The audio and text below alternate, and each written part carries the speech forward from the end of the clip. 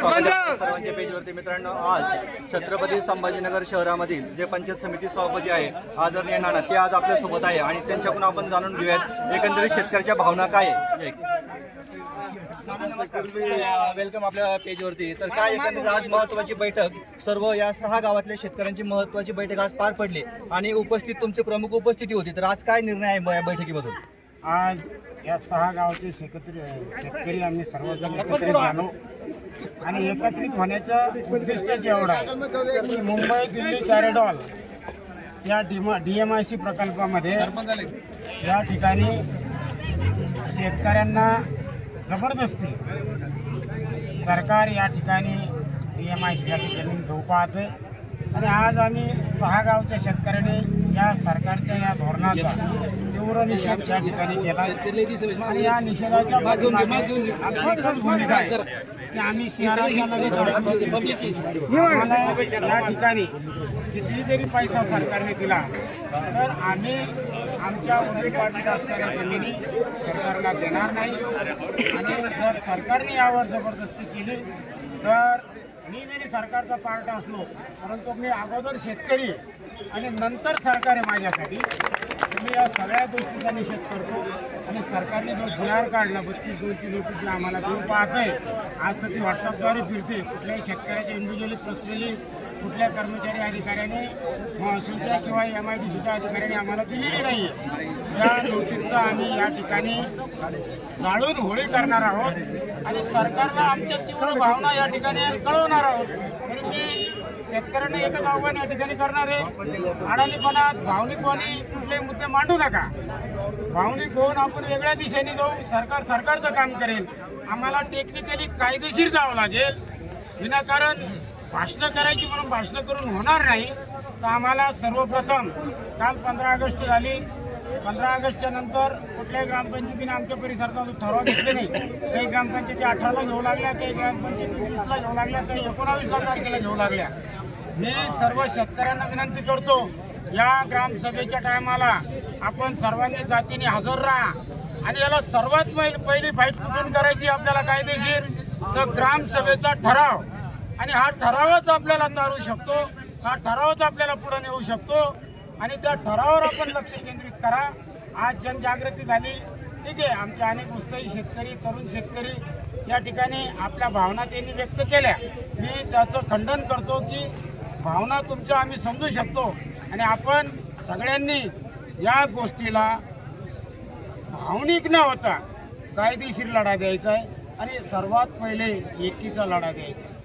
जर आम्ही 100% शेतकरी या ठिकाणी जर एकत्रित झालो, कुठल्याही सरकारची मायजंदी नाही, आमच्या जमिनी जबरदस्त.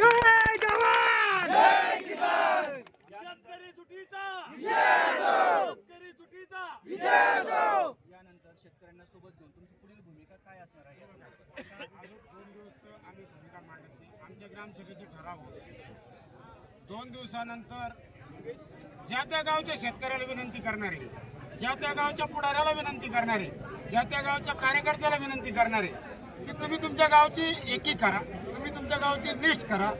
या GR मध्ये जे जे नावं आले, जे जे गट आले, ते सर्वजण एकत्रित बसा आणि त्या गावचा एक बहुसंख्य ठराव तुम्ही घ्या. सगळ्यांनी त्या त्या गावात सह्या करा आणि आपल्या सगळ्यांच्या सह्या एकत्रित झाल्या की मग आपण प्रत्येक गावचे शेतकरी कलेक्टर साहेबांना आणि या ठिकाणी विभागीय आयुक्त आपल्या संभाजीनगरला विभागीय आयुक्तांना आणि DMICच्या अधिकाऱ्यांना हे सगळं निवेदन आपण एक तारीख ठरवू. 30 दिवसाच्या आत आपल्याला जायचं आहे. मला वाटतं ही 13ला काहीतरी निघली, 11ला निघाली. तर आता पुढच्या महिन्याच्या 11 तारखेपर्यंत प्रक्रिया करायची आहे. तर त्याच्या अगोदर म्हणजे या 4-5 दिवसात सगळे ग्रामपंचायतीचे ठराव येऊ द्या.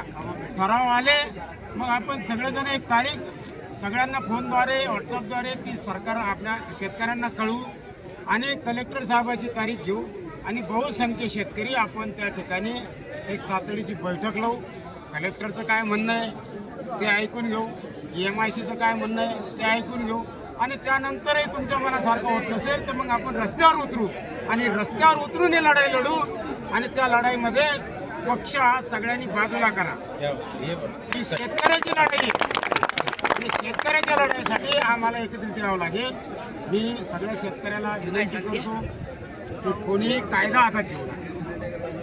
काय सगळ्यांना वाटतं छत्रपती शेजाऱ्याच्या घरात पायदा व्हावा.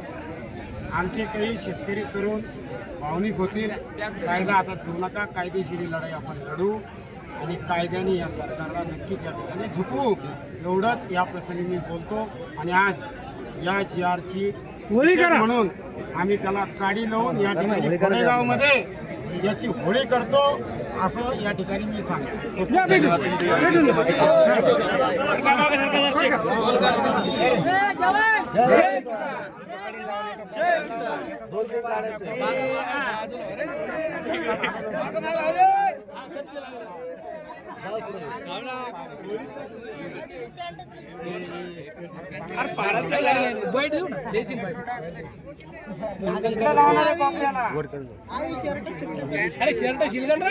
सिंगल करा त्याला एक दोन गाड्या घे, दोन गाड्या घे. कोणी हात नका लावू.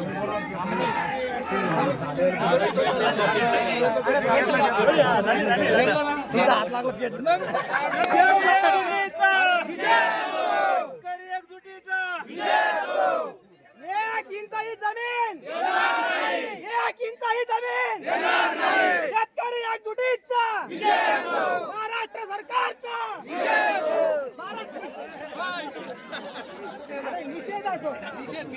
सांगितलं इथं निलजगाव झालं, जांभळी झालं, इकडे आपले पाहुणे रावळे मित्रमंडळी गिरगीचे आमचे नातेवाईक काही रिलेशनशिपचे लोक आहेत, यांनी सर्वांनी याच्या अगोदर असं कळकळून सांगितलं का बाबा हो त्यावेळेस आम्ही ना ग्रामपंचायतमध्ये उडीवर धुडी पाडायची आणि लोटून जायचो संमतासाठी काम ते घ्या. जांभळीची अशी परिस्थिती होती की एक दिवसात त्यांना लागत होती किती 35 ते 40% एक दिवसाची, तर 68% पर्सेंटेज त्यांना संमती भेटली होती जांभळीमध्ये. तर ते लोक तिथं काही लोकांनी दिलेले शहरातले होते, तर त्यांची आज 4 कोटींना जमीन मागू लागले तिथं. तर त्यांचं म्हणणं आहे का तो पाहुणे रावळे मित्रपणाची हिशोबाने त्यांचं म्हणणं हात जोडून सांगतो तुम्हाला, तुम्ही संमत्या देऊ नका आणि जितकं होईल तितकं तुम्ही जमिनी वाचवायचा प्रयत्न करा. आता काल गाडीवाटला आम्ही सर्व गाडीवाटचे लोक जमलो, सगळ्यांचा विचार झाला, सांगितलं सुद्धा. आणि आता 19 तारखेला आमची इथं हे ग्रामसभा ठेवली, आम्ही डायरेक्ट मुद्दा घेतला 19 तारखेला ग्रामसभेमध्ये. ग्रामसेवक सरपंच आता मी जस्ट तिथून नोटीस आणली का त्यांनी 19 तारखेला डायरेक्ट ग्रामसभेमध्ये विषय आमच्या गाडीवाटचा का आम्ही DMIC ला जमीन देणार नाही. पुण्या आणि जर यांना इतका समजा पुळका लागत असेल, यांना जमिनी लागत असेल शासनाला प्रशासनाला, तर ह्याच भावामध्ये तुम्ही जे आम्हाला देणार आम्हाला रुपडा देऊ नका. आम्हाला DMICच्या खेटून किंवा शहराच्या किलोमीटर किंवा 2 किलोमीटरच्या आतमध्ये आम्हाला ती तशी जमीन घेऊन द्या. तुम्हाला हे पट्टा लागत असेल तर द्यायला तयार आहे, पण आम्हाला शहरालगत समजा तुम्हाला DMIC लगत जागा तुम्हाला योग्य वाटत असेल DMIC ला, तर आम्हाला शहरालगत 2 किलोमीटरच्या आतमध्ये तितक्याच भावात जमीन घेऊन द्या. कुठं आहे का जमीन म्हणून? एक मिनिट, तेच विषय माझा कालच मी याला माझा व्हिडिओ एक बघा. तुम्हाला जर वाटत असेल जमीन लागत्या तर घ्या आमच्या जमिनी, पण भाडेतत्वावर घ्या ना. तुम्ही इथं धंदा करा ना, आम्हाला भाडं भेटल. आमच्या दादा पिढ्या बाप दादाच्या तिथं गेल्या, त्याच्यावर पोट पाणी चाललं, मुलांचे लग्न लेकरांचे शिक्षण त्याच्यावर चालू आहे, आणि तुम्ही आज आम्हाला पैसे देणार. आताच्या पिढीला समजा ते पैसे पत्ते घेणार, दारू पिणार, मुलं उडवणार. पुढच्या भविष्यातल्या पुढच्या पिढ्यानं काय करायचं? कुठं जायचं त्यांनी? आता एक तर आत्महत्याचं प्रमाण वाढलं, लग्न व्हायना नाही, हे व्हायना नाही, मग पुढच्या पिढ्यानं करायचं काय? ती जमीन आहे तिथं उत्पन्न चालू आहे, त्याच्यावर पोट पाणी चालू आहे ना. एक तर त्यांना सरकारला म्हणा जमीन घ्यायची असेल तर आम्हाला एक तर भाडेतत्वावर आम्ही जमीन द्यायला तयार आहे, नाहीतर तुम्ही 60% आम्हाला 50 नका, आम्हाला 40% पार्टनरशिप करा द्या तुमच्या कंपन्यात. आणि आमच्या शेतकऱ्यांच्या मुलाला होऊन द्या उद्योगपती. तुम्हीच होता का? तुमच्याच मुलं वाढवता का? आणि त्यांनी सिक्युरिटी मध्ये इकडे रोड झाडत फिरायचं का? आम्हाला त्या कंपनीमध्ये एक तर 40% आम्हाला पार्टनरशिप घ्या, नाही तर आमची जमीन भाडेतत्वावर घ्या, नाही तर शहराला का आम्हाला 1 किलोमीटर किंवा 2 किलोमीटरच्या आतमध्ये तशीच आमची जमीन तितके क्षेत्र आम्हाला घेऊन द्या. बस इतकंच सांगेल. फक्त सर्व ग्रामपंचायतांना आहे ना ठराव तयार करा आणि ग्रामसभा घ्या. आपण सर्वांनी संमती द्यायची नाही, आपण डायरेक्ट कलेक्टरला निवेदन देऊ. इतकंच सांगतो. धन्यवाद. परिस्थिती बघितलेली आहे. मी स्वतः इंजिनियर आहे, कार्यरत आहे, पुण्याला आहे. जे सर्वांना वाटतं की बाबा DMIC तर होणार, कंपनी होणार, आपल्याला काम लागणार.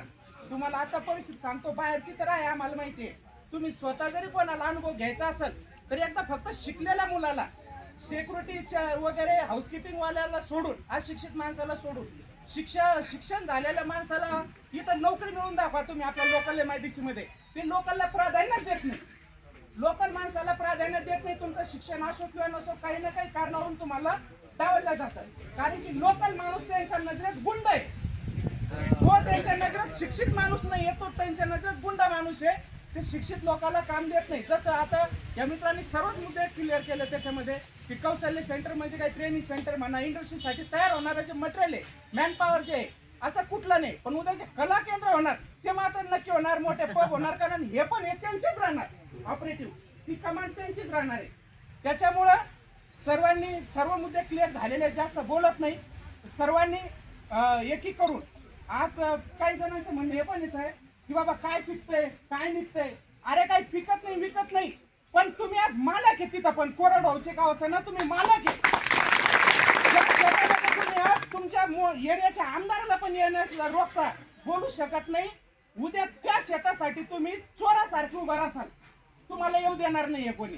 त्याच्यामुळे एकजुटीनं संघर्ष करा आणि परिणामाची चिंता न करता ते होईल न होईल तर पुढचा विषय आहे. पण आपण काय करतोय, आपल्याला काय करता येईल, आपल्या हातातले जे प्रयत्न आहे ते आपण जीवानिशी करायला पाहिजे, असं माझं म्हणणं आहे सर्वांना.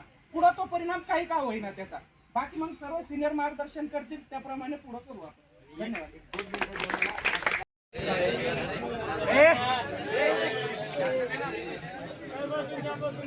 सर्वांनी आता वरिष्ठांनी सगळी माहिती सांगितली, परंतु त्यांचे काही जे 1-2 मुद्दे राहिलेले ते मी जास्त वेळ न घेता 2 मिनिटांमध्ये सांगतो. यामध्ये जे MIDCचा ॲक्ट आहे ते 1961 यानुसार आपल्याला कायदेशीर बऱ्याच गोष्टी आपल्याला सरकारच्या समजा आपलं हे जमीन आपण वाचवू शकतो. त्यासाठी सर्वप्रथम काय आहे, जे कोणीतरी सांगितलं की नोटीस आपल्याला प्रत्यक्षात भेटलेल्या नाही, तर हे सरकारचं म्हणजे एक त्यांची एक टेक्नॉलॉजी की त्यांनी आपल्याला काही गोष्टी माहिती न होता 30 दिवस झाले तर तुम्ही घेतले नाही, त्याला आम्ही काय करणार. तर ही जी गोष्ट आहे, तर सर्वप्रथम काय करा, आपल्याला काही गोष्टी माहिती नाही, आपल्याला माहिती आहे की आपली जमीन कोणी अधिकारी आले काही, ते सगळे हवेत चालू आहे त्यांचे काम. ड्रोन नुसार त्यांनी आपली मोजणी केली जमिनीची, नोटीस आपल्याला मोबाईलवर पाठवले. उद्या तुम्ही जर पैसे नाही बी घेतले, आम्हाला पाहिजे नाही, तरी तुमच्या अकाउंटमध्ये पैसे येऊन जातील. कारण की नवीन त्यांनी आता आपले आधार कार्ड सगळे अकाउंटला अटॅच केलेले आहे. तर उद्या तुम्ही म्हटले आम्हाला द्यायचीच नाहीये जमीन, तरी तुमच्या अकाउंटमध्ये पैसे येऊन जाईल. तुमच्या जमिनीवर उद्या बळाचा वापर करून आपल्याला काही करता येणार. तर याच्यामध्ये मी जास्त वेळ न घेता फक्त 2च मिनिटं काही गोष्टी सांगतो. यामध्ये सर्वांनी आता आपले जेवढे गाव आहे त्या गावामध्ये ग्रामसभा लावा आणि ग्रामसभेच्या माध्यमातून या MIDCच्या विरोधात ठराव घ्या. या सगळ्या गावांनी म्हणजे आपल्या ग्रामसभेमध्ये आम्हाला आमच्या जमिनी द्यायचे, कारण की ग्रामसभेच्या ठरावाला किती महत्व आहे हे आपल्याला सगळ्यांना माहिती. तर या ठरावाची अंमलबजावणी करण्यासाठी आपण सगळ्यांनी शासनाच्या तिथे ग्रामपंचायती लवकरात लवकर ठराव घेऊन शासनाला ते कलेक्टरला ते पाठवावं. दुसरी गोष्ट अशी आहे, ज्यांना काही नोटिसी आलेल्या आहेत त्या नोटिसीवर लवकरात लवकर हरकती नोंदवा.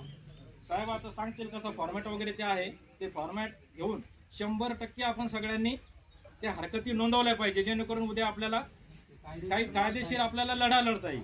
यामध्ये बऱ्याच गोष्टी आहेत, साहेब सांगतील. आपल्याला त्यामध्ये हायकोर्टात पण याचिका करता येईल. भूसंपादन नियमानुसार, MIDCच्या नियमानुसार आपल्या जमिनी कशा म्हणजे एकदम सुपीक आहेत, आपल्या वडिलोपार्जित, आपल्याला किती म्हणजे फायदेशीर आहे. MIDC आपल्याला आमची फायद्याची नाही या हिशोबाने आपल्याला सगळ्या गोष्टी सांगून MIDCचे जे उद्योगमंत्री आहेत तिथनं तर कलेक्टरपर्यंत सगळ्यांना पार्टी करून या गोष्टीला आपण सगळ्यांच्या माध्यमातून जर आपण एकत्र झालो तर MIDCला आपण इथून हाकलून लावू, असं एवढी हे घेतो आणि थांबतो. पंचायतच्या गावकऱ्यांच्या सर्व शेतकऱ्यांच्या वतीने या ठिकाणी आपण बैठक आयोजित केलेली आहे. त्या बैठकीला अतुल साहेब, गरमे साहेब आणि सर्वच त्यांची टीम या ठिकाणी दाखल झालेली आहे शेतकऱ्यांची व्यथा समजून घेण्यासाठी. तर आपल्या गावकऱ्यांच्या या ठिकाणी निलजगाव, धारदोन, गाडीवाड तांडा, धारदोन तांडा आणि खोडेगाव या सगळ्या पंचक्रोशीतील शेतकरी या ठिकाणी आलेले आहेत. या ठिकाणी शेतकऱ्यांनी ज्या आपल्या ज्या मागच्या ज्या भावना आहेत त्या या ठिकाणी बोलून दाखवल्या, त्यांचे अनुभव या ठिकाणी कथन केलेले आहे. मित्र हो, खरोखर जर आपल्या जमिनी गेल्या तर आपली भावी पिढी या ठिकाणी बर्बाद झाल्याशिवाय राहणार नाहीये. आपले मुलं वाईट व्यसनाकडे वळल्याशिवाय राहणार नाहीये. आपल्या इथं बसलेल्या प्रत्येक भावाने या ठिकाणी त्यांच्या अनुभव या ठिकाणी शेअर केलेले आहे.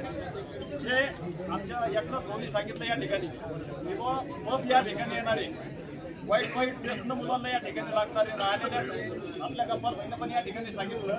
आणि तत्वावर आमच्या जमिनीचे पट्टे घ्या आणि त्या ठिकाणी आम्हाला भाडे तत्वावर भाडेपट्ट्याच्या हिशोबाने आमच्या जमिनी घ्या. त्यातून आपल्याला भाडं निर्माण होईल. आपल्या जमिनी गेल्यावर आपल्याला परत जमिनी होणार नाही. हे आपल्या यानंतरच्या पिढ्या बरबाद झाल्याशिवाय राहणार नाहीये.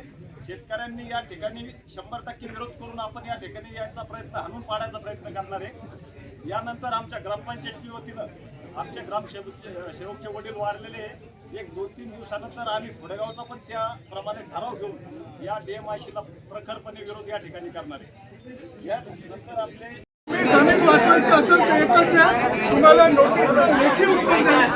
लेखी उत्तर द्याबरोबर सातबारा जोडा, आधार कार्ड जोडा. लेखी काय काय उत्तरं द्यायचे मी तुम्हाला वाटलंच ना तुम्हाला आपल्याला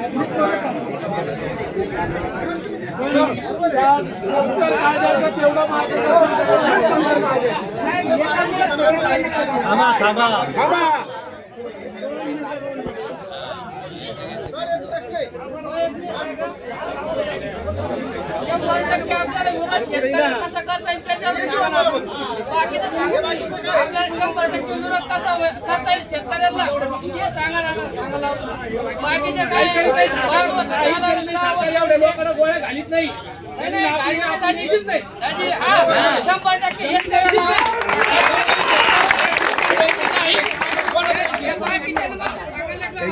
राष्ट्रपती सांगितलं मग आम्ही विकून टाकायची